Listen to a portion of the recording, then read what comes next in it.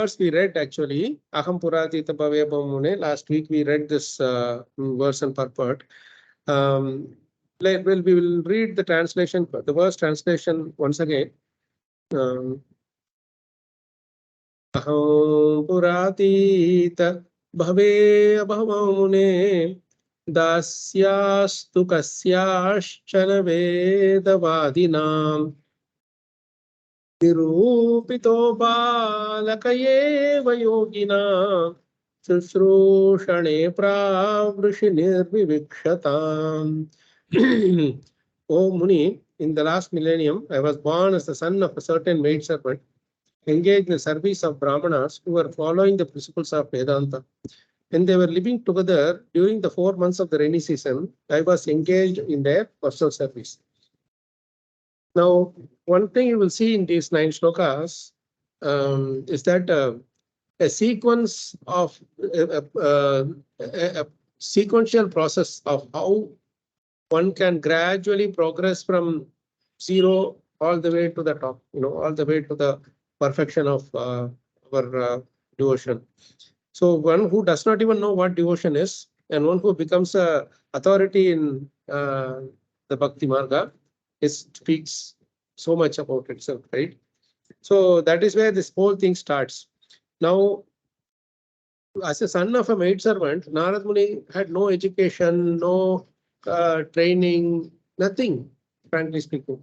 In fact, he was not given any opportunity of any sort. He didn't have any opportunity to go to school or have association with like-minded people, and those nothing of that sort was there. We also saw in the last week how he had to go through this thing because of some what do you call some offense he had committed. More than it's a mistake that he had committed. No, it may not be considered too much of the offense part. So whatever he did as a Gandharva, he did that also. We read later where he explains about this, even before this maidservant, what he was, how he became a maidservant, all that stuff. Now, this 8-9 shlokas, he is talking about the first half of the story where he is getting the association of these Bhakti Vedantas. So in this, we saw one thing very important point which we saw is that the effect of a bona fide spiritual master, the effect of the association or training by a bona fide spiritual master is beautifully revealed in this purport and in this section. Because Narada Muni was not actually going out looking for a spiritual master. He was engaged, very humble, innocent, very simple boy. And these Bhakti Vedantas, the sadhus who were staying in that ashrama together during this rainy season, it is a Chaturmasya period, they engaged him in service, like 2 days, do that, small things. And he didn't know, or he was not aware of what was the impact of this the impact of doing this service. Without being aware of that effect, he was continuing to do. See, and that is the beginning point of the whole process. But there's a couple of lines which we read very nicely in the purport last week. That by service of the bona fide spiritual master, the Lord consents to reveal himself in proportion to the service rendered. You read that, if you highlight that line, by service of the bona fide spiritual master, the Lord consents to reveal himself in proportion to the service rendered. You see that line, it's a beautiful line, because this we saw even in the case of, where in the Nalakura and Manigriva, they were offensive. They were offensive to even Narada Muni. But somehow or other, Narad Muni forced Krishna to shower his mercy upon them. Otherwise, Krishna says in the Bhagavatam that I had nothing to do with these sons of Kuvera. They are very puffed up. They are all pound-shilling persons. So they will not respect anybody. Just 1 second. Sorry, some call came. Am I audible? Yes, yes. Okay, just 1 second. Yes. Just one.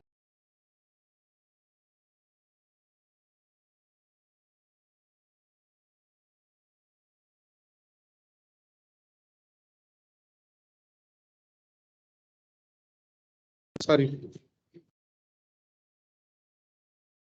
So, so the spiritual master, to the extent he wants the disciple, to the extent that disciple or the servant becomes submissive, to that extent, the Lord will consent to reveal to reveal His mercy to the servant. That's a line, very beautiful line. By service of the bona fide spiritual master, the Lord consents to reveal Himself in proportion to the service rendered. So the service, whatever we are doing to the spiritual master, it's actually very closely watched out by Krishna. He's closely watching out. What are you doing? What is happening, etc. Everything is watching out. And utilization of the human energy in the service of the Lord is a progressive path of salvation. This point that Prabhupada raised very nicely. Every moment of our time we should utilize in the service of Guru and Krishna. Yesterday we saw this beautiful line. What is the duty of the Guru? What is the duty of the disciple? And we'll be reading from Prabhupada's book. Does anyone remember that? Who were yesterday were there part of it? Rajesh Prabhu, Antarami Prabhu, Shiva Prabhu. Yes, Prabhu. Yes, Prabhu. Yeah. Service of the spiritual master is to service Krishna, and disciple is to service the spiritual master. Assist in the service of the assist service spiritual master. Assist the spiritual master in his service. How clear and simple, no? These two lines. So that's where Prabhuji, here. Yes, Prabhuji. I heard one Chaitanya Charitamrita, one hearing, audio hearing. There Prabhupada says, how do you know that Krishna is satisfied? The answer is, if Krishna's devotee or pure devotee is satisfied, then he is satisfied. Somewhat close to. Yeah. Here also in this purport, Prabhupada says very nicely, no? It is clear from the personal example of your Narada Muni in his previous birth, it is clear that the service of the Lord begins with the service of the Lord's bona fide servants. Yes, Prabhuji. Service of the devotee is more valuable than the service of the Lord.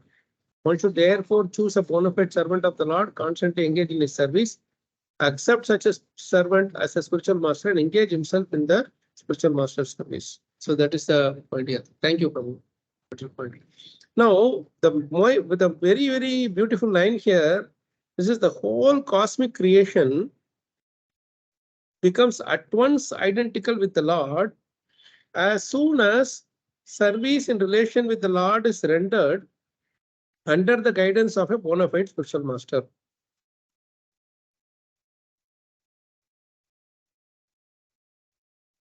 The expert spiritual master knows the art of utilizing everything to glorify the Lord, and therefore under his guidance the whole world can be turned into the spiritual abode by the divine grace of the Lord's servant. So here it's a very, very powerful statement here, you know. I'll read it again because it's an astounding statement. The whole cosmic creation becomes at once identical with the Lord as soon as service in relation with the Lord is rendered under the guidance of a bona fide spiritual master. So the key is to serve the Lord under the guidance of the spiritual master. Spiritual master says and the devotees follow. Like you see how in this book, when we're reading just a few pages also, the devotees are so surrendered that Prabhupada says you go to Nairobi, they go to Nairobi. You come from Nairobi, they come from Nairobi. You go to Vrindavan, they go from Bombay to you. Very next, they don't even look for tickets or availability or anything that comes available, they just take and go. such surrender is the reason why even now, I would say 46 years after the departure of Prabhupada, still the movement is growing strong, even more stronger and stronger. You won't see any other mission or movement going in that same phase. Once the founder Acharya is gone, it will fade. But you see, when on the other hand, even after so many years, actually 80% of the temples, or I would say 60% or 80%, whatever is the number of the temples now, they were opened after Prabhupada's departure. The first 10 years, Prabhupada opened 108 temples. But now there are over 750, 800 temples all over the world. This is all nothing but the potency, pure potency of Prabhupada's bhakti. Otherwise, how it will show up, how it will reveal here? No, I think Anantarupa Prabhu may correct me. So from some devotee, I heard that the 108th temple that Prabhupada opened was the Bhubaneswar one. I'm not wrong. No? Yes. That was a last temple that Prabhupada opened actually before his Krishna Balaram temple. Actually, that's the thing. The first temple was Krishna Balaram First temple. Balaram was Vrindavan Krishna Balaram. The last temple was Bhubaneswar. Krishna Balaram temple in Bhubaneswar. Yeah, last was nice. So anyway, so this the whole cosmic creation becomes at once identical with the Lord, means the devotee or the servant develops this quality of seeing everything as expansions of Krishna. Everybody, every situation, every place, everything is an expansion of Krishna. That is the amazing thing. Otherwise, it is not possible to do. I will take you to one beautiful verse that just comes to my mind when I read this statement thing. In Bhagavad Gita, there are two beautiful verses. If you can take out Bhagavad Gita, Rajesh Prabhu, Bhagavad Gita, chapter 4, verse 34.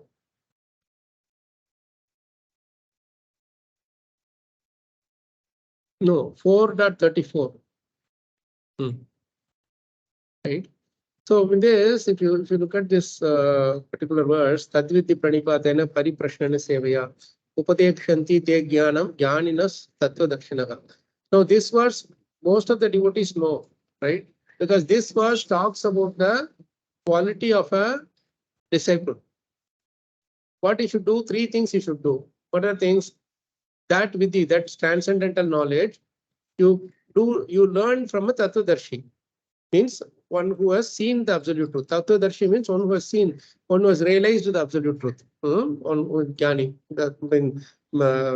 basically the devotee, one who realized the Tattva. So for that, three things are required. What are the three things? First is Pranipatena. We have to Pranipat, we have to go and surrender. First thing is we have to surrender.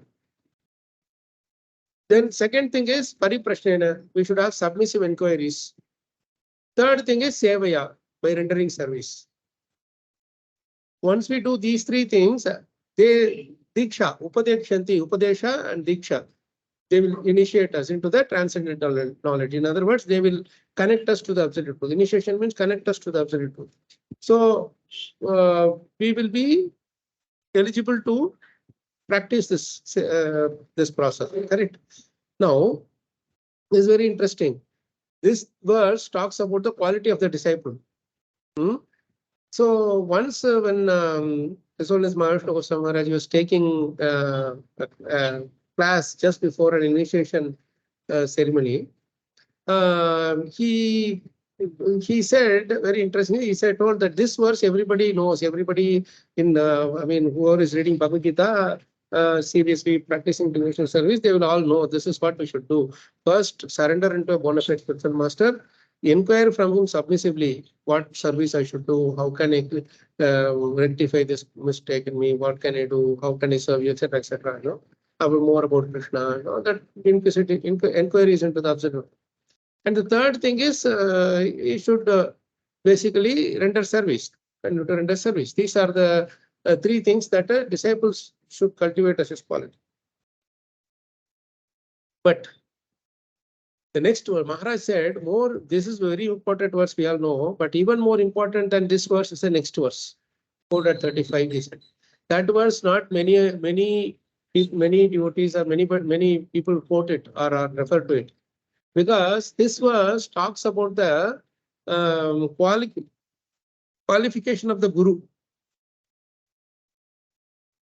That's a very interesting point. 4:34 is the qualification of disciple. But if only disciple alone is qualified, it is not going to help. Because the bona fide spiritual master, how do you identify who is a bona fide spiritual master? Okay. So that is revealed by this verse. The effect of that bona fide spiritual master is revealed in this verse. Yajñātvā na punarmoham evam yasyasi pandava yena bhūtānya sheshāni drakshasi atmani atoho mayi.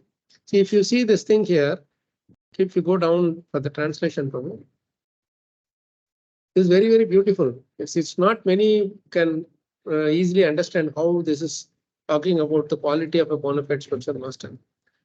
Now, he has received that transcendental knowledge from the spiritual master, right? The effect of the spiritual master is seen by how the disciple behaves after receiving the knowledge. You got the point? The effect of the purity of the spiritual master or the potency of the spiritual master is seen by how the disciple behaves after receiving the knowledge or the transcendental knowledge from the spiritual master. Just like a teacher is teaching, the student has to grasp it, practice it in his life, and or write the exam or whatever, and then take it as his life's mission and perfect his life. If that doesn't happen, then it means that the teacher is not able to instill that knowledge or culture or realizations into him, into the servant. You see, so the disciple has received the knowledge from the spiritual master. So what is saying Krishna? What is he saying here? You will never fall again into such illusion. Which illusion? Earlier, before getting the knowledge, which illusion you were in? That illusion you will not be going back to again. Why? Because this knowledge which the spiritual master gave, the transcendental knowledge which he gave, that will equip us, that will enable us to see all living beings are but part of the Supreme. In other words, they are mine. Just imagine, suppose I am going somewhere outside and I'm shouting at somebody, or I'm becoming angry at somebody. If I see that they are Krishna's, Krishna is saying they are mine. If we see that they are Krishna's, we will react in that way to that person. If we see that somebody is lying down on the road injured, we just casually, without any reaction or without any, we just move on, leaving that person to continue to suffer. Is that are we seeing that person as a part of Krishna's property? No, isn't it? We don't see them as Krishna's part and parcel. That means we are not having the transcendental knowledge. But after receiving this transcendental knowledge from the spiritual master, we will see everything as part and parcel of Krishna. Just 1 second.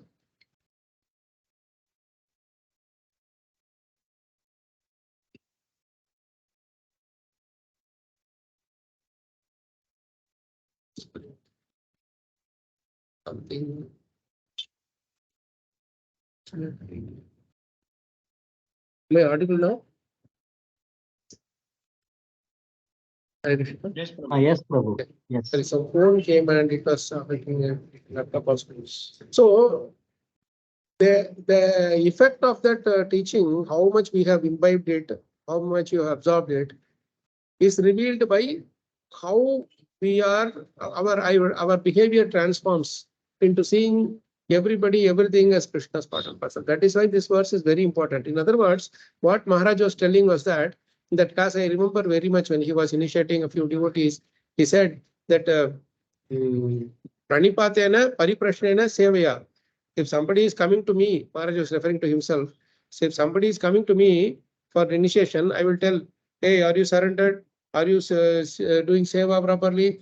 Okay, I am Tattvadarshi. I will give this knowledge to you. That verse actually boosts my ego. Maharaj, this is what Maharaj was telling. It boosts my ego because I am Tattvadarshi. You are coming to learn knowledge from me, and I have to give you this. But when I go to this next verse, that is 4.35, Maharaj said, my whole body is shivering, he was saying. I mean, he was out of humility. He was saying this. He said that I have to make sure that you as a disciple get this knowledge so pakka that you will never again fall into illusion. And you should be enabled, you should be equipped with this quality of seeing everything in relation with Krishna. Everything is part and parcel of Krishna. Place, time, circumstance, everything. Everything is part and parcel of Krishna. This is exactly where Maharaj said, you know, the purity of the spiritual master comes into play. So we have our Hari Prasad Prabhu coming all the way from his home to just popped in. Devotees are here, Prabhu. Prabhu, Krishna, I have to remove all these things together. Okay. You sit, you sit. Yeah. I will give you the space. Nice to be here. So this is where Maharaj was telling that it's not so easy to be a spiritual master. You should make sure that those who are coming to you, they are equipped with this transcendental knowledge. They are trained in this quality to see everybody as part and parcel, everything as part and parcel, every place, time, everything as Krishna's expansion. That is exactly what Prabhupada is saying in that line. The whole, where is that verse? The whole cosmic creation becomes at once identical with the Lord. As soon as service in relation with the Lord is rendered under the guidance of a bona fide spiritual master. So the spiritual master should make sure that the disciple gets a taste for the service.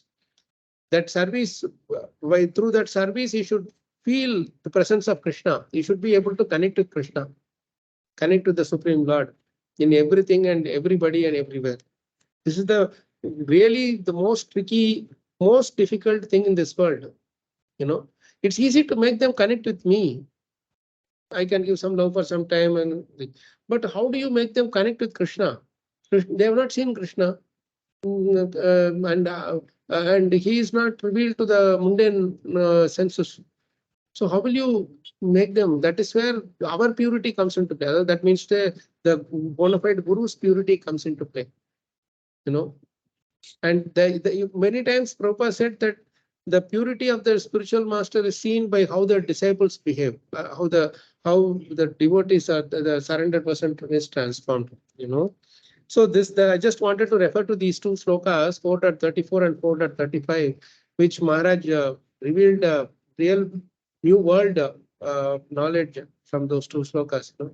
Because otherwise that sloka is not very revealing, very explicit. That 4.35, you say, Yajnatva na punarmoham. As soon as he gets the transcendental knowledge, he again doesn't go back into that mohan.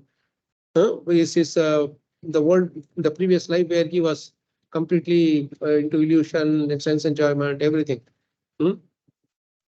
Yevam yasyasi Pandava, yena bhutani asheshani, all the bhutas, ashesha. Bhuta is not only the living bhutas, jiva bhuta. Bhuta is panchabhaga bhuta, also is bhuta only. So everything and everybody is part and parcel. Yena bhutani asheshani drakshasi, he is able to see Atmani Ato Mayi, they are all part and parcel of me. So when you see a river flowing, we should treat it gently. When you see fire, you should treat it gently. When we see the Mother Earth, we should treat her gently. Air, we should treat gently. Everything, as when you see it as expansion of Krishna, we'll treat gently. That is where exactly we should be. We should connect this verse very nicely. They're all part and parcel of Krishna. Where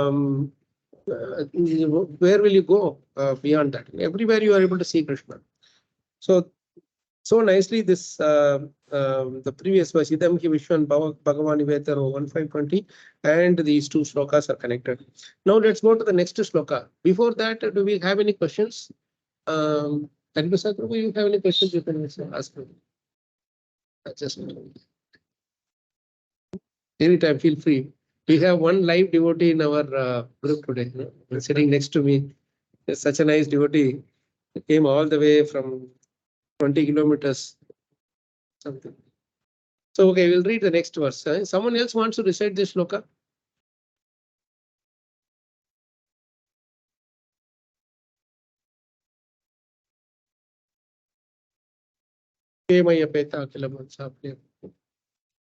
Anybody want to recite this shloka, please? Who is there? Usually somebody will recite. Anantarupa Prabhu, why didn't you try? Yeah, I'll try.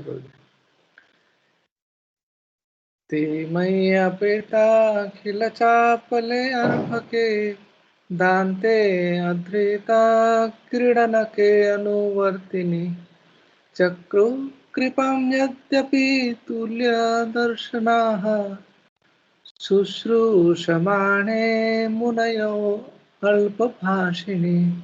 Thank you, Prabhuji. Can you please read the word for word also? Yes, synonyms: they, my, unto me, apeta, not having undergone, akhila, all kinds of, chapale, proclivities, arbhake, unto a boy, dante, having controlled the senses, adhrita kridanake, without being accustomed to sporting habits, anuvartini, obedient, chakru, did bestow, kripam, causeless mercy, yadyapi, although, tulya darshanaha, impartial by nature, Shushrushamani, unto the faithful, Munayah, the Muni followers of the Vedanta, Alpabhashini, one who does not speak more than required. This Shushrusha word was there in the previous verse also. And the same thing is in this verse also. Can you see how Prabhupada is translating these two words?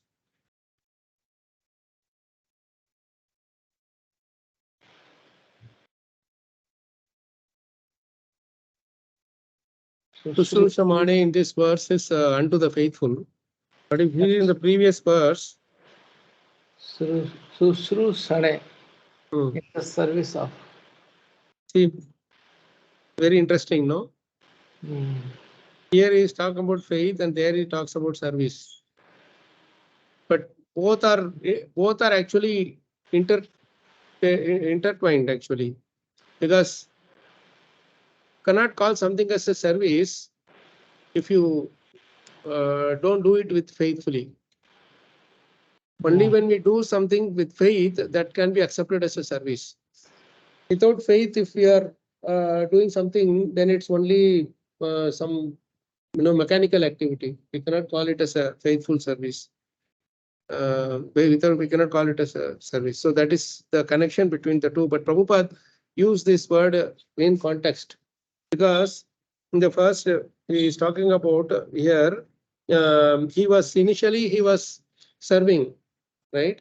But what happens is, you will ask whether faith comes first or service comes first. Right?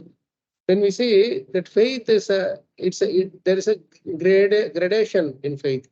Like when I don't doubt somebody, that also is a beginning part of that, is also considered as a faith only. But that is not the end of it. After that, we grow our conviction in it so much that the faith keeps multiplying that we will say that except this, nothing else is actually truth. It is the only truthful thing. So to that extent, your faith increases, right? So initially, Narad Muni, when he started, he didn't even know what they were. But then he was not doubting. These people are fake. Yeah. Are they just trying to, why are they asking me to bring water? Why are they asking me to clean this place? He didn't have any such doubts. Yes. So, like we say, holy names also, you chant offenselessly. Right? Ajamila was not calling for Narayana, but he was calling without in a helpless way, in offenselessly he was calling. That itself was considered as a pure thing, but that itself is not enough. Right? That faith in the holy name is so much conviction that if you see that name is not different from Krishna, to that extent the faith grows. So it's a gradual progressing line. See, it's a journey basically. The same way this faith also, it has its own stages at different levels. So when you serve without any doubt, without any like say thinking they are fake people or they are not bona fide and all those kind of things don't come into it. That service is what he is starting off with. Many times in our case, what happens is because of our Kali-yuga implications, we have seen many of them cheating people, many of them taking advantage of others' money, place, etc. So the first thing that comes is anybody who comes, first thing is we will have this doubt: hey, is he a fake or a genuine person? Isn't it? Yes.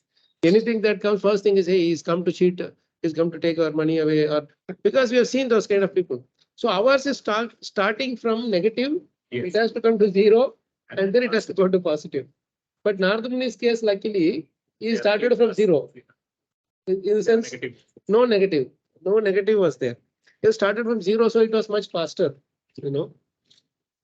So that's where this word, when we see Prabhupada, how he was saying the beginning thing, he talked as faith service.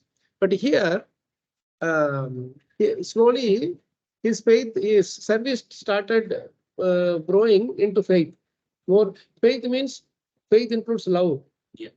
Initially, it starts with service without much love, right? But later, as you grow, the service with love keeps increasing. As the love keeps increasing, the surrender, the respect, it keeps increasing.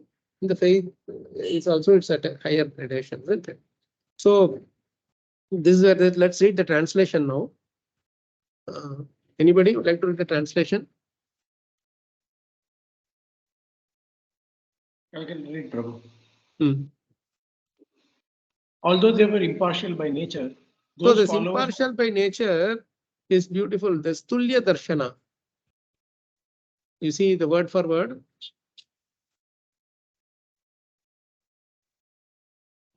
It's Tulya Darshana. Tulya Darshana means the Tula we call it, no? That is that balance. Right measure. So they see everybody is equal.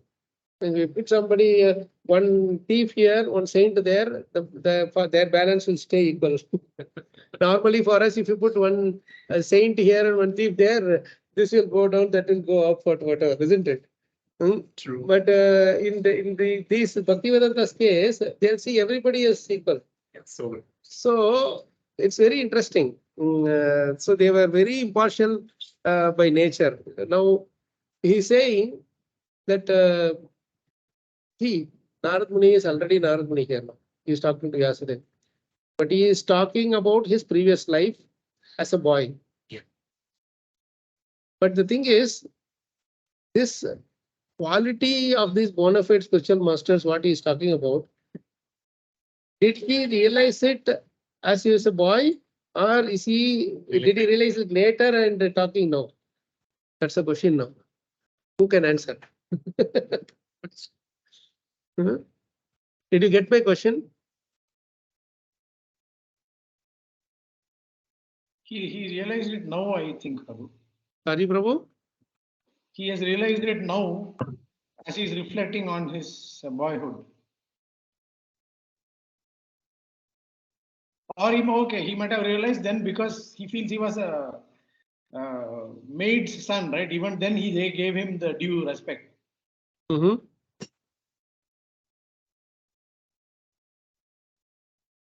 Any other point, Shiva Prabhu? Hare Krishna Prabhu. When he was a boy, he never had any assumptions in his mind, Prabhuji. He kept only servicing. But after that, when he became a Narada Muni, Krishna offered all the required knowledge to him. The Bhaktivedantas also taught him knowledge, you know.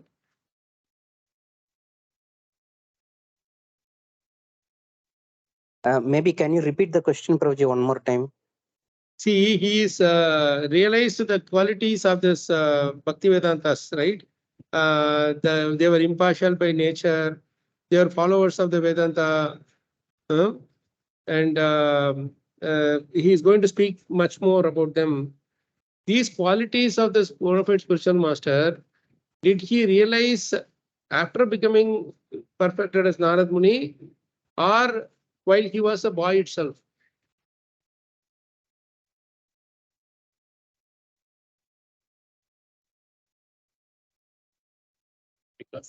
I'll think through, Prabhuji. Prabhuji, keep the surprise as an exercise, Prabhuji. I was thinking I was going to do that. You stole the words from my mind. So, okay, now this is a question we shall keep it as an exercise, and Shiva Prabhu will do the honor of putting it in our group. Okay.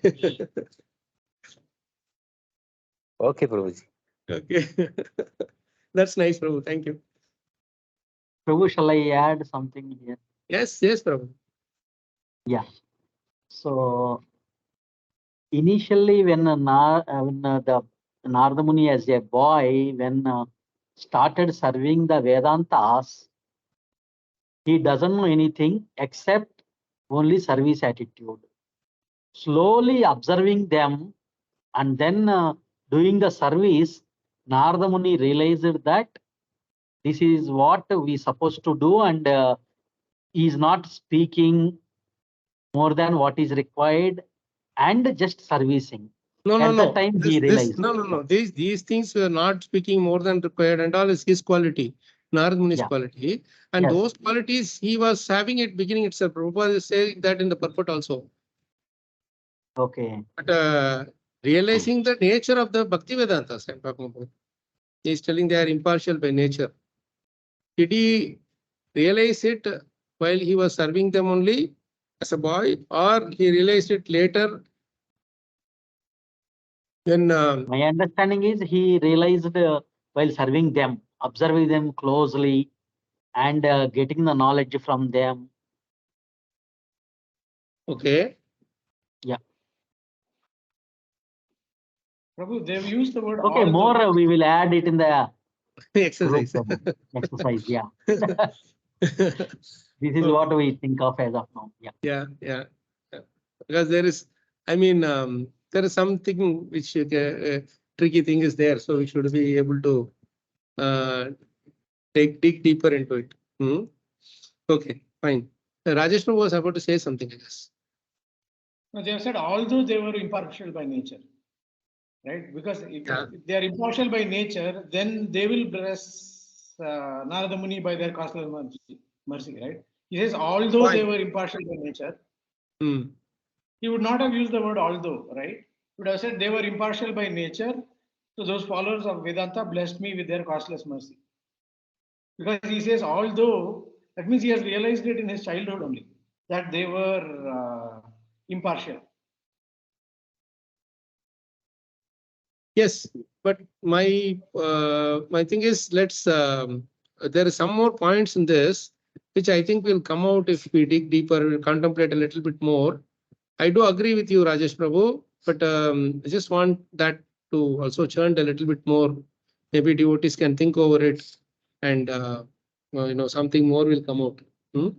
Okay, let's read the transcription. Yes, Prabhu. Okay, Prabhu, go ahead. Yeah. I think Antaryami Prabhu is really stuck into that question. He wants the answer today. No, itself. Prabhu, when Narada Muni as a boy serving and when spiritual master mercy is there, then only he can realize. Because of spiritual master mercy is there, the Vedanta's mercy he received after serving, then he realized as Yes, Prabhu, everything is yeah. correct, but Okay, Prabhu. Okay, Prabhu. one wants to, Shiva Prabhu wants to take it as a offline exercise. You want to take it as an online No, hands-on. Prabhu, go ahead. thing. Yeah. We can take I it mean, up. both are welcome. I mean to say, it will be good if devotees come up with their understanding in their own churning, and then we will probably consolidate them in our next session. Because this will help us in a certain way as to how we also relate with living entities in course of time, and more importantly, our own spiritual masters. This has its bearing on how we connect with our spiritual masters and our Shiksha Gurus or our sadhus, whatever. Because we don't just have one time, we continuously have their classes. So 10 years before, how we were relating with them, now what is our understanding of them? It can go up, it can go down, whichever way it is, right? So let's think over it a bit. The more the minds, the merrier it is. Okay, we haven't read the translation also. I think we only took that Tulya Darshana word and we stuck there. Okay, let's read the translation. Although they were impartial by nature, those followers of the Vedanta blessed me with their causeless mercy. Now, As far as why is he doing? Now, another question. Why is this word although is used? If they are impartial by nature, they should have given him the causeless mercy anyway. Because he is not, normally, he's not a Brahmana boy or somebody who is qualified, Kshatriya boy, or somebody should be given the process. He is a son of a maid servant, Sudarani. So that although seems to be a little bit contradictory, isn't it? Do you get me, Prabhu's Matajis? Prabhu, there I think he's saying because they have taken pity on him and blessed him, right? So that there is some bias in that. Then it is no. There is actually the impartial means. What does it impartial means? No, impartial means, see, they like on the weighing scale, they see everybody, whether it is a thief or a bhakta, they see equally. No biasing. Yeah. In this case, he. So if the bias is not there, if the bias is not there, it means that he's a son of a maid servant. So they should not show any bias between Brahmana boy and Shudra boy. And that is what they did. Then why all the word is used? You get me? Shiva Prabhu wants to add this also to exercise.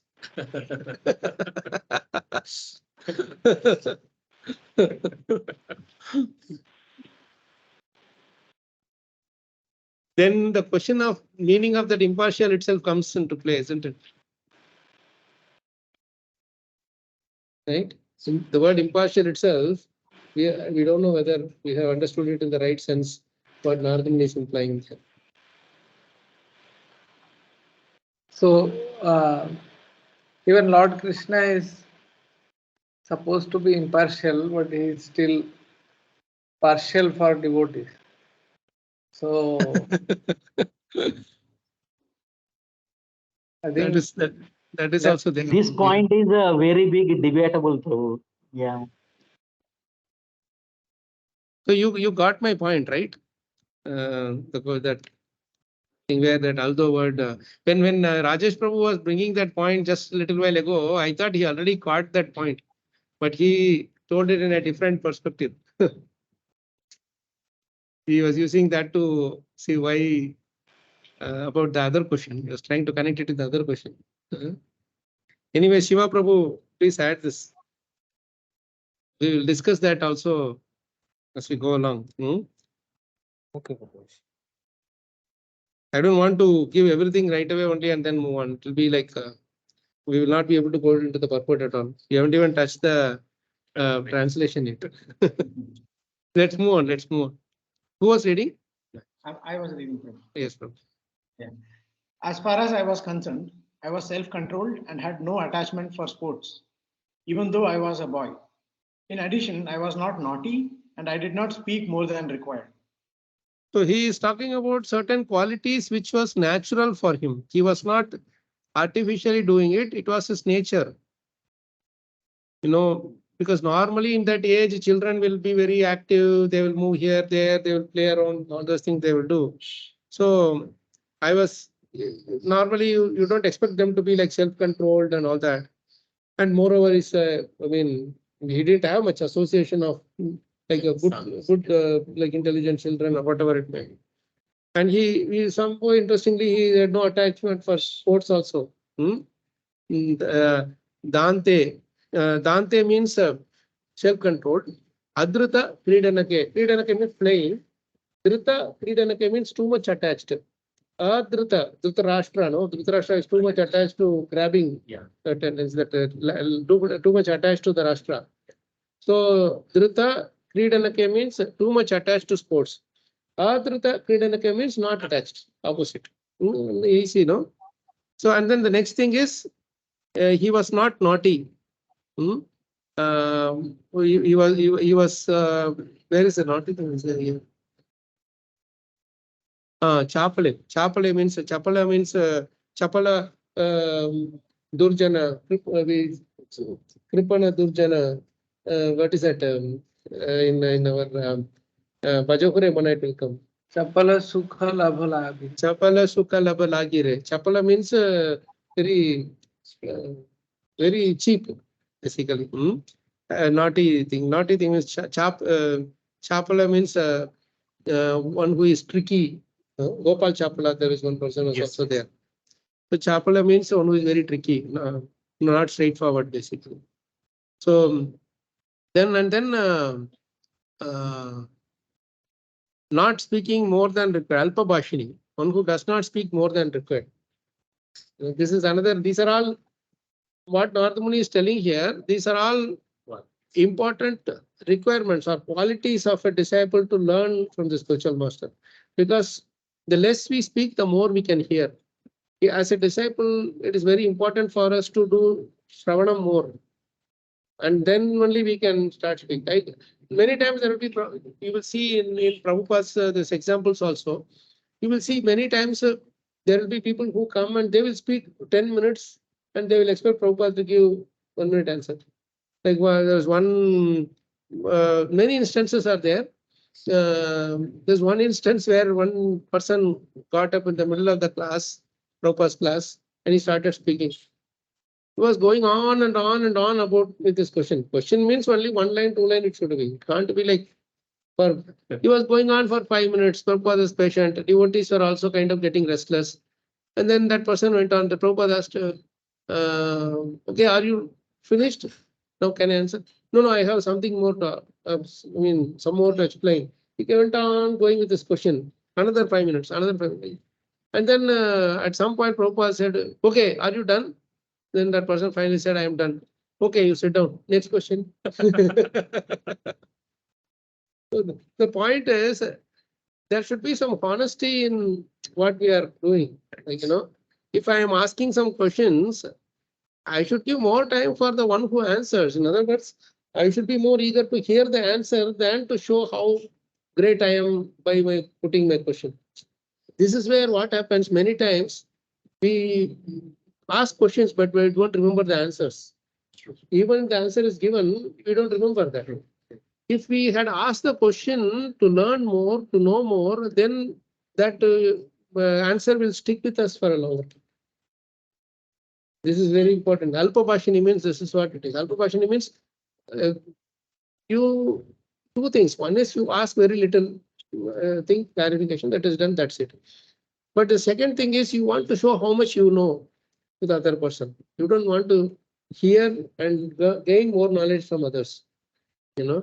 So that is where this Alpabhashini thing is very, very important. We should, and it also reveals one more thing. Alpabhashini word reveals another very, very important quality of a listener or the audience, is that he has implicit faith that whatever questions I have will be answered by the speaker without even my question. Krishna will arrange. Krishna is the one who is making that person speak. Krishna is the one who is creating this doubt in me.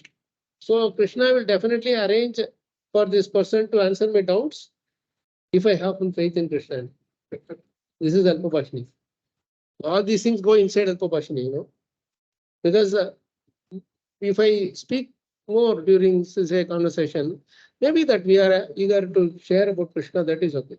But if you only speak about yourself, oh, I did this, I did that, I did this for hours together, then it means it's about what they called Atmashlaga. It's called in Sanskrit, this word is called Atmashlaga. In Tamil, we say Slagikiram, like that. The same Atmashlaga means they want to glorify themselves and be happy to know more about themselves. And there's others also. Just what is that? Beating the trumpet or blowing their own trumpet.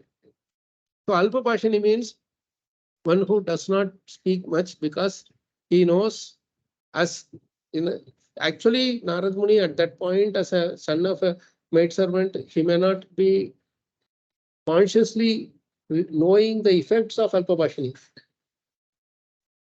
But he was Alpabhashini. Yeah. That's a natural thing. Yeah. Right?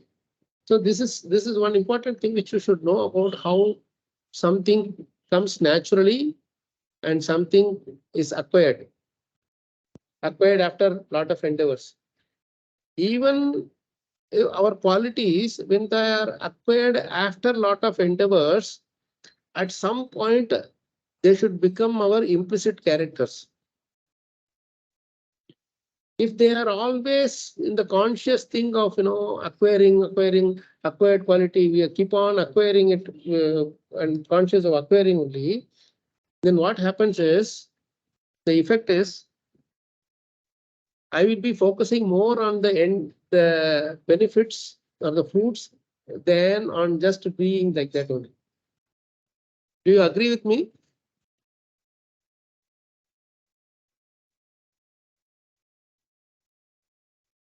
You should also hear the answer in a humble way. Otherwise, inquiries does not. Piyush Prabhu is always very sweet. He's nice point. So he has made a very interesting point in the chat. As we should ask question or inquiry in a humble way, we should also hear the answer in a humble way. Otherwise, inquiry does not complete. Correct. Very beautiful point. So did you get that point which we were discussing just now, or any questions? So is it related to Rupa Goswami's verse Atyahara, so where accumulating also leads to bhakti, an obstacle in bhakti? Yes. Yes, Prabhu, very true. Acquiring is not only in money or possessions, Prabhu. Acquiring too much of knowledge or acquiring too much of thing. Knowledge has to get converted into realization, Only then, see, like for example, you keep on eating.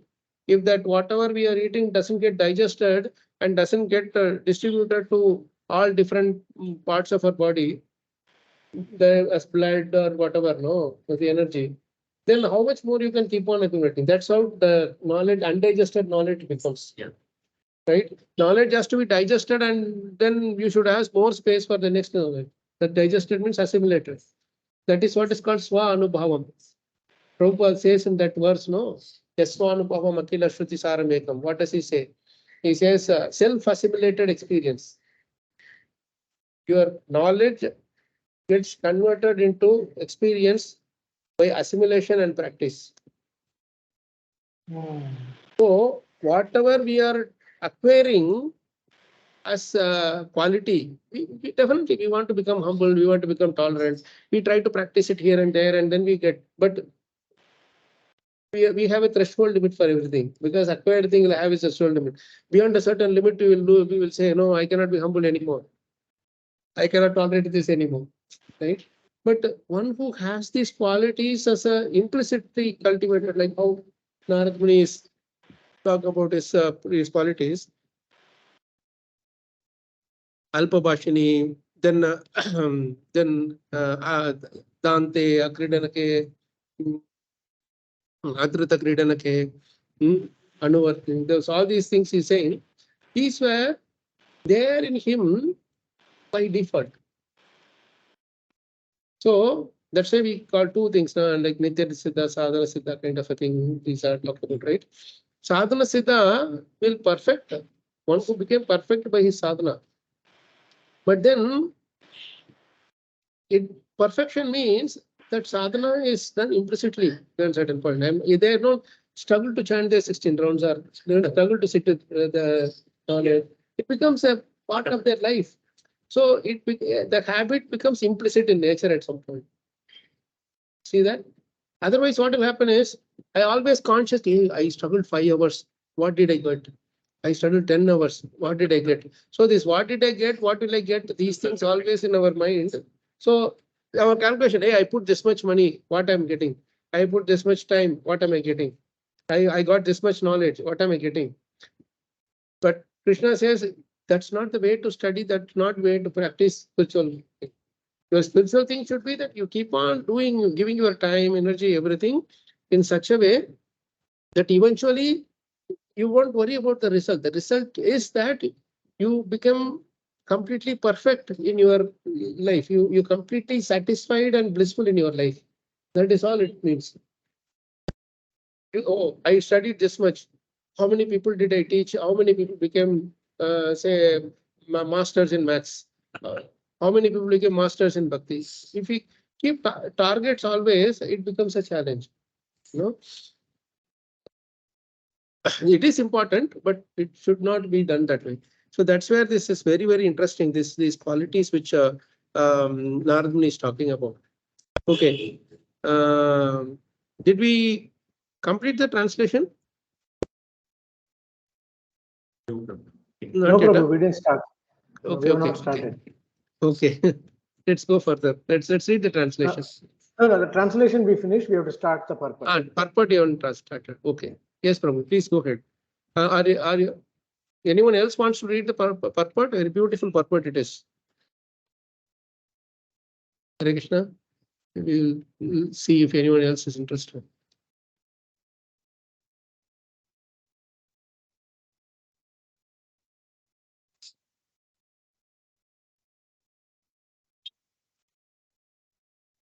Okay, if nobody is interested, it means either they are on mute, talking to someone else, or they are having too much noise that they don't want to disturb others. Okay. That's right. Rajesh Prabhu, sorry. Okay. Yeah. In the Bhagavad Gita, the Lord says, all the Vedas are searching after me. Lord Chaitanya says. Where does he say this? All Vedas are searching after me. Vedasya sarve ahameva vedya. Lord Sri Chaitanya says that in the Vedas, the subject matters are only 3. Namely, to establish the relation of the living entities with the personality of Godhead, perform the relative duties in devotional service, and thus achieve the ultimate goal back to Godhead. So, who knows the terms, Sanskrit terms for these 3? Sambandha, Abhidhyaya, Prayojana. Sambandha, Abhidheya, and Prayojana. See how nicely Prabhupada has translated it. Anybody ask what are the 3 items that is there in the Vedas? The main 3 items, it says Sambandha, Abhidheya, Prayojana. Sambandha, Abhidheya, Prayojana. But you see, we establish the relation of the living entities with the personality of Godhead, relationship. Perform the relative duties in devotional service. That is Abhidheya. But relative duties in devotional service. So the relative duties means anything that is, see, first Prabhupada is talking about relation. And the second thing is relative duties. So when you establish the relation, then the duties, whatever we are doing, that is related to Krishna. So that way it is relative duties in devotional service. In devotional service means very simple. Whatever we are doing, only with the aim of that Krishna should be satisfied. Krishna should be happy. That is the idea. Krishna and his devotees. So and then ultimately prayojana is ultimately achieving the goal back to Godhead. Okay, please continue further. As such, Vedantavadis are the followers of the Vedanta, indicate the pure devotees of the personality of Godhead. Such Vedantavadis are the Bhakti Vedantas, are impartial in distributing the transcendental knowledge of devotional service. To them, no one is enemy or friend, no one is educated or uneducated, no one is especially favorable and no one is unfavorable. So the Bhakti Vedantas see that the people in general are wasting time in false senses things. Their business is to get the ignorant mass of people to re-establish the lost relationship with the personality of Godhead. By such endeavor, even the most forgotten soul is rose up through the sense of spiritual life and thus being initiated by the Bhakti Vedantas. The people in general gradually progress on the path of transcendental realization. So the Vedantavadis initiated the path even before he became self-controlled and was detached from childish sporting, etc. But before the initiation, the boy, became more and more advanced in discipline, which is very essential for one who wishes to make progress in the line. In the system of Varnashrama Dharma, which is the beginning of actual human life, small boys after 5 years of age are sent to become brahmacharis at the Guru's ashrama, where these things are systematically taught to every boy, be he a king's son or the son of an ordinary citizen. The training was compulsory not only to create good citizens of the state, but also to prepare the boy's future life for spiritual realization. The irresponsible life of sense enjoyment was unknown to the children of the followers of Varnashrama system. A boy was even injected with the spiritual acumen before being placed by the father in the womb of mother.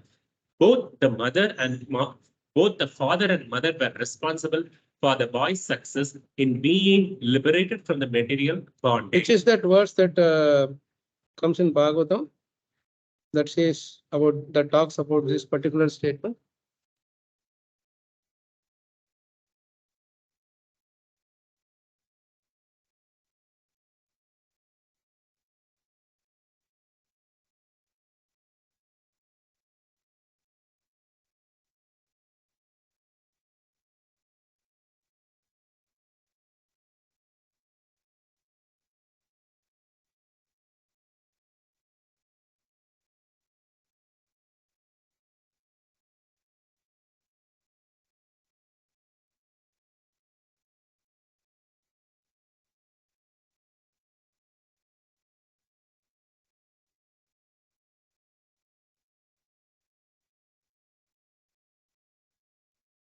Is that verse? Everybody knows this verse.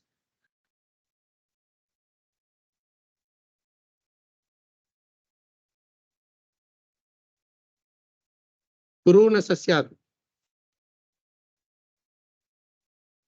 5, is it 555? I think it is 5518, I think. Sorry?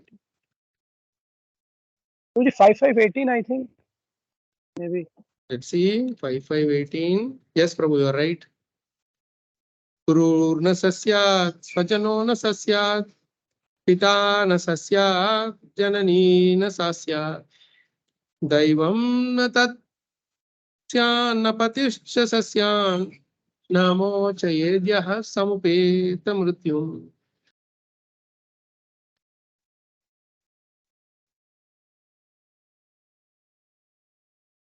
Rajesh Prabhu?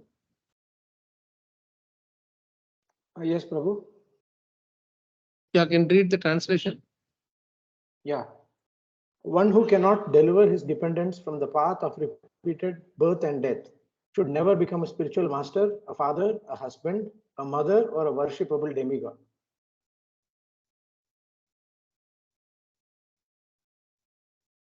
Can you hear me, Prabhu? Yes, this is the verse that connects to that statement. Both the father and mother were responsible for the boy's success in being liberated from the material bondage.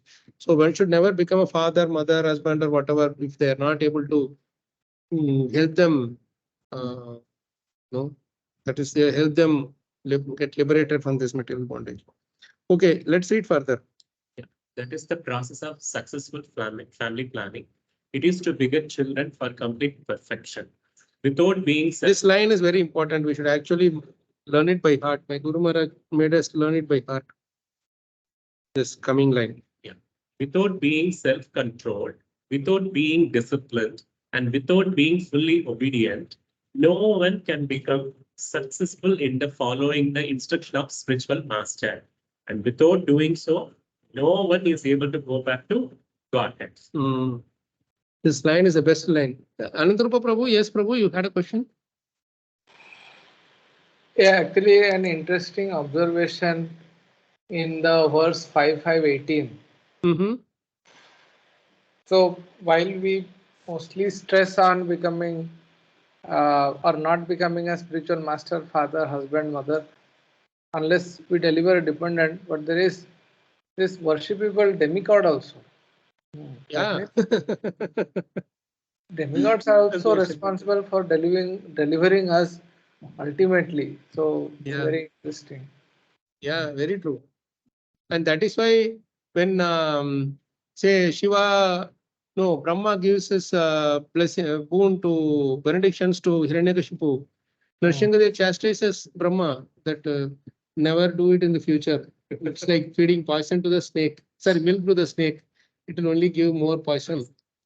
So like that, even when Shiva also in that Vrakasura, he gave benediction to them. He wanted to put the hand on Shiva's head itself. So he tells him, don't do these things in the future. So these are just two examples. But for others also, I mean, they are supposed to help the other living entities to come to the next level, to grow in that level. Otherwise, there is nothing that they will also be. I mean to say, we were talking about appraisal to last week or week before, no? So Krishna has his own appraisal for Indra, Chandra, everybody, not only us. He does it for all of them.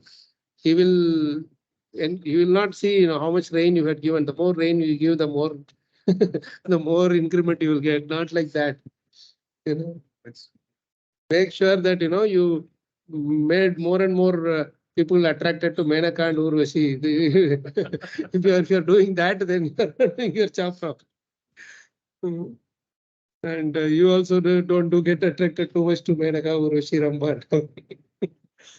As in, Prabhudeep, when we are preaching to new devotees or people who are not yet devotees and are too attached to demigod worship, so then this shloka can also be utilized. That yes. Yes, very true. Very, very beautiful point. Yes. We tell them that, okay, you are worshipping this demigod. Do you know what this demigod is doing to you? Is he taking you to Krishna or not? Are they teaching you higher knowledge or not? If he is saying, no, he is the highest knowledge, then it means finished.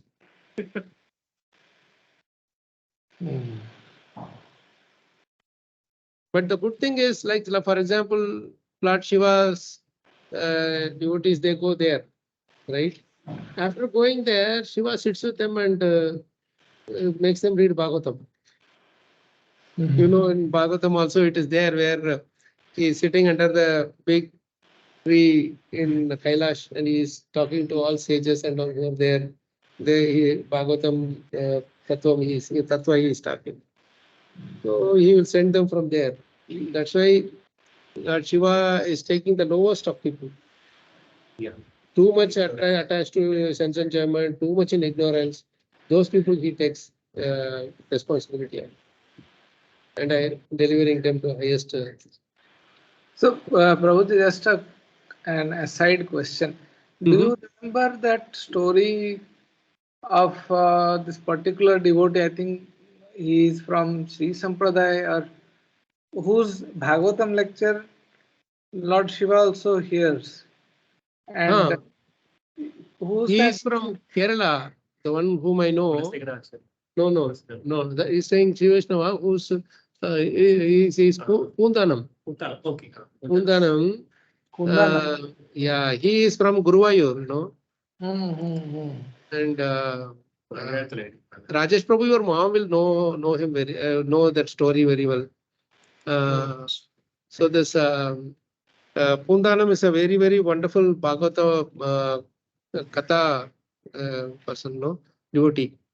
So, and especially he is very, very good at Rukmini Kalyanam, Krishna Rukmini marriage, you know, that section he will, when he starts speaking, people will just go completely, they will be mesmerized, they'll lose their everything, you know. So he gives this class in a Shiva temple. He gives this class in a Shiva temple in near Guruvayur. So he takes one day class, and all the devotees, they all hear very nicely, and then they go back home after prasadam. And he leaves the book there itself because he want to carry all the way and come back. So he keeps the bookmark to the, okay, I have to take the next chapter. He completed Rukmini thing, Krishna Rukmini thing. He put a bookmark in the next chapter, and he keeps it closed and he goes. The next day he comes and he starts and he sees that the bookmark is the same place, is in the beginning of the chapter where it is yesterday. So he thought, hey, what happened? I put the bookmark end only. Maybe I put it here to start more, whatever. Then he again starts the same katha. Is next day also is giving. So he does that and he goes again. The next day comes again, see that the bookmark is in the beginning of the chapter, not at the end of the chapter. Then the last day, almost at the end of the day comes in, he says, okay, today I will have to see who is doing it. Looks like someone else is doing it. So he closes the book, he deliberately puts the mark at the end of the chapter, and then goes outside the gate. Everybody is gone by then. He is just the last person to go. So he goes and from the near the gate, from a small hole, he's trying to see what's happening, you know, to who somebody is changing it on. So he sees at that time one very big, handsome person with long hair and dark complexion and ash thing and all. And he is going there with a very beautiful young lady, and she is coming with him, and nobody is there. They are sitting right with he's opening the book and he's starting to read that same chapter which Kundanam reads. He stands there and like aghast, and because it's Shiva and Parvati basically. Yes. And then he is standing there like completely shocked and silently is seeing what they are doing. So Lord Shiva is reading the chapters again, and Parvati alone is sitting and listening. And he completes that whole pastime, and then he says, ask Parvati, so how was this narration? Then she said, very nice, but not as good as Pundanam's. Then Shiva agrees. Yes, that's why I kept the bookmark every time in the beginning, so that I will hear from him again the story. So that's the beauty of. I think this is the story you are referring to, Anandarupa Prabhu. Yes. Thank you for relieving those. Bhaktivinoda Maharaj shared this story long back in ICC temple, if you remember. Yes. That's why I don't remember the this thing, the devotee's name. So I thought you might know. So nice. Thank you. Very sweet. So this line is the best line. Without being self-controlled, without being disciplined, and without being fully obedient, no one can become successful in following the instructions of the spiritual master. And without doing so, no one is able to go back to Godhead. So anytime when we are questioning, oh, my Guru Maharaj is giving me this instruction, I am not able to follow, this statement is the answer for that. We should be self-controlled. we should be disciplined, and we should be fully obedient. Prabhupada for that is clarifying that thing is fully obedient. Fully obedient means what they tell you do, that's it. There is no question of what if I do like this, what if I don't do this, what if I do later. Amazing. That's why this book, Prabhupada's the story of I will build you a temple. I mean, this book which we read yesterday, some part of it. Amazing how the devotees are serving. I think all the magic that was happening in those 10 years, it's in many centuries to come down also, we will not be able to replicate it. Yes. Because that complete surrender is there. And you see now, all the big opulent thing is there. ISKCON has a name, ISKCON temples are very famous, so many crowds is coming, everything is coming. But you are not able to serve like them. Yeah. That's what Those days, they were having an open land and there was dispute. Everybody involved in it wanted to escape from that quagmire, from that whole thing, whole mess as soon as possible. But Prabhupada made sure that Viraj, you have to be here. Many times Viraj Maharaj asked later and will come. Prabhupada, I want to go and preach in the West. I'm studied in college. I should go and I feel like I should go and teach in some universities, etc., etc. No. Now this is your college. This is your everything. So that's the thing about discipline and fully obedient. So we make a nice acronym of it. S, D, O. S for self-control, D for discipline. Obedient is full O. So what is obedience means? When somebody says, say yes, do. Yes, do. You just think yes, do. Yes, you do. That is what the spiritual master say. Yes, you do. Then you will say yes, I do. So this is three things are very, very important. Without being self-controlled, without being obedient, without being disciplined, without being obedient, we cannot be successful in following the instructions of the spiritual master. So that's the end of it. So you see, these three things are there implicitly in Narada Muni in this when he explains these qualities. He's self-controlled. Yes, not naughty. When whatever they say, you just do it. Obey. Obedient is there. And then disciplined. Whatever he was you will not alpabhashini. Too much speaking means not disciplined. Whatever to the extent required you speak, that is your discipline. Because you understand people, it's very difficult for others, for anybody to hear. It's easy to speak, very difficult to hear. So he will understand that why I should put others into difficulty. Only to the extent we should speak. So such a beautiful line to end this purport. Without being self-controlled, without being disciplined, and without being fully obedient, no one can become successful in following the instructions of the spiritual master. And without doing so, without following the instructions of the spiritual master, basically, no one is able to go back to God. So it goes all the way up to self-control, full discipline, fully obedient, following the instructions of spiritual master, going back to God. 5 items. Okay, I'll stop here. Any questions, comments, Prabhu's, Mataji's? Before we close for the day, a couple of minutes. Hare Thank you, Krishna, Anandarupa Prabhu. Prabhu. Sorry, Antarya Prabhu. Yes, go ahead. 1 minute, Prabhu. Thank you, Anandarupa Prabhu. You added such nice little cherry on the cake today. Beautiful. Thanks. Yes, Antarya Prabhu. Prabhu, small request. At least in this Damodar month of Saturdays, if you are free, can we continue till evening? This Narada Muni Glories, if everybody is okay.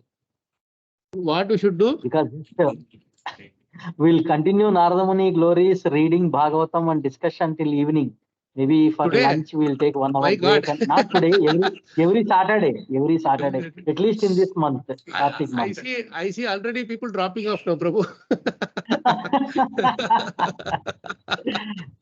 Because this is such a glorious thing, and just the time just passing away, and the time really not enough. This 1 hour, 1.5 hours. Already So, we took 10 minutes extra, 10 minutes extra, you know.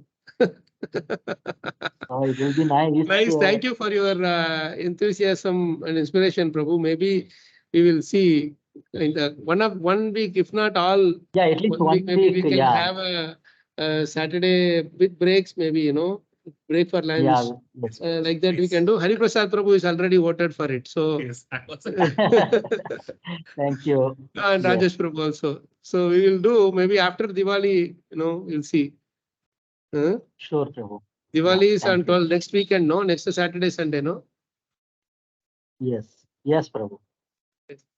Then maybe we can do that. We will read this, especially the pastime is also, I mean, the narration of a story is so sweet and so much nice lessons are coming out. Maybe 1 week gap kind of brings a big gap actually, I think. Maybe we should read at least these few verses in one flow, one stretch. On go. Yeah. Okay, let's keep praying for it, and then Krishna will arrange for. You know. That's what I was telling the devotees. You know, I think Krishna should change only for devotees at least 5 days weekend and 2 days work week. You know. We can work even 20 hours 2 days and complete the 40 hours of the week. You know, but then remaining 5 days you give us. You will just sit and do this through. 8 hours only there. Yeah, yeah.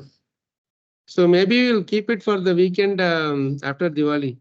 Because I know Diwali is a day. I mean, even if nothing is there, we will try to, our mind and body will keep ourselves busy. As it is, except eating and sleeping, we are not going to do much on that day. I mean, on the Diwali day, you know, maybe a few minutes of crackers. How long it takes to put on the new dress if people are going to put on the new dress? As it is for devotees, it's the same Mangalarti, same thing we do. And Damodar Arti, anyway, that's all. That's it. So except that same half an hour, 45 minutes and 2 hours of chanting, there is not really much extra for devotees at least. For other people, they will talk all things, you know, all funny things. So for us, it is Bhagavatam is the way to go, or some Krishna Katha. So anyway, we will see Krishna willing, she will do it the week after. Piyush Prabhu saying something. Srila Prabhupada's disciples are so much surrendered to Srila Prabhupada that they are making the whole world into spiritual abode by constructing more and more temples which are non-different from Vaikuntha. Very true, Prabhu. Very true. There are there are fixed temples and there are moving temples. Fixed temples are the temples with the deities inside, and moving temples are Prabhupada's books and his devotees. So that is both. Hare Krishna, Prabhu. With respect to the temples, there is one, I think you might be knowing, one reporter asked Prabhupada, why you are constructing ISKCON temples separately? There are so many temples which actually there is no archana, there is no proper services happening. Why can't you take up those temples and do your service, do proper Vigraha Radhana? Then Prabhupada told very punchy answer, Prabhu. Like you have you have kids. Then reporter said yes. Then there are so many outsider orphans are there. Why you want to have kids? You can take those kids and you can any of them. Yeah, you can. Yes, yes. So like that, initially he has given that, and then later he explained. Prabhupada explained like initially we were trying to do that, but they were not allowing us to do whatever we want to do, because they at that time when we are having programs only our devotees are coming. Remaining time no one is coming. Yes. So that's why they stopped these programs. So then they are restricting these programs by devotees. So that's where we wanted to have our own temples. Yeah. But Yes. Prabhu, what Prabhupada has done is that he converted many empty churches into temples. Yes, yes, yes. Los Angeles, Dallas, and quite a few, Detroit, you know, and in Radha Desh, and so many places. That is Again, those are also ISKCON temples. Yes, yeah. Yeah, yeah. And burial grounds. ISKCON Sydney Temple was a burial ground earlier. It was a graveyard. Yeah. And Prabhupada built a temple on top of it. Yes, Prabhu, very true. Thank you for that. Nice point. Okay, we'll stop here, Prabhu's Mataji's. We'll continue next week, Krishna willing. I think Sunday is Diwali, huh? Sunday or Monday, one of those days. So our Saturday, Krishna willing, it will continue. In between, of course, we will have our Prabhupada, this book reading, the whole story will continue. And I will also see if we can do the Damodar things. Okay. Thank you, Prabhu Mataji. Hare Krishna. Granthra Srimad Bhagavatam ki jai. Srila Prabhupada ki jai. Srila Prabhupada Koti Vaishnava ki jai. Hidaya Gaur Premanandi. Pure Manna ki jai. Hare Krishna. Thank you. Hare Krishna, Prabhu Mataji. See you Hare soon. Krishna.